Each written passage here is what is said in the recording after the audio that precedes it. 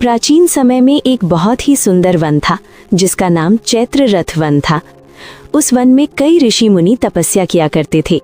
उसी वन में मेधावी नाम के एक ऋषि भी कठोर तपस्या कर रहे थे। देवताओं के राजा इंद्र को ये डर हुआ कि कहीं उनकी तपस्या से उनका स्वर्ग का सिंहासन खतरे में न पड़ जाए। तब उन्होंने एक सुंदर अप्सरा मंजू घोषा को ऋषि मेधावी की तपस्या भंग करने के लिए भेजा। मंजू घोषा ने अपने रूप और मधुर संगीत से ऋषि मेधावी का मन मोह लिया। धीरे धीरे ऋषि उनकी ओर आकर्षित हो गए और उनकी तपस्या भंग हो गई। कई वर्षों तक वे उसी मोह में पड़े रहे। एक दिन अचानक ऋषि मेधावी को अपनी गलती का एहसास हुआ। उन्हें बहुत पछतावा हुआ कि उनकी तपस्या भंग हो गई। क्रोध में आकर उन्होंने मंजू घोषा को पिशाच बनने का शाप दे दिया। शाप मिलने के बाद मंजू घोषा बहुत दुखी हुई और ऋषि से क्षमा मांगने लगी।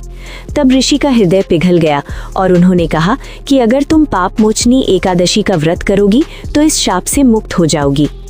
मंजू घोषा ने पूरी श्रद्धा और भक्ति से पाप मोचनी एकादशी का व्रत किया। इस व्रत के प्रभाव से वो शाप से मुक्त हो गई और फिर से अपने दिव्य स्वरूप को प्राप्त कर लिया। तब से ये मान्यता है कि पाप मोचनी एकादशी का व्रत करने से मनुष्य के बड़े से बड़े पाप भी नष्ट हो जाते हैं और भगवान की कृपा प्राप्त होती है। राधे राधे।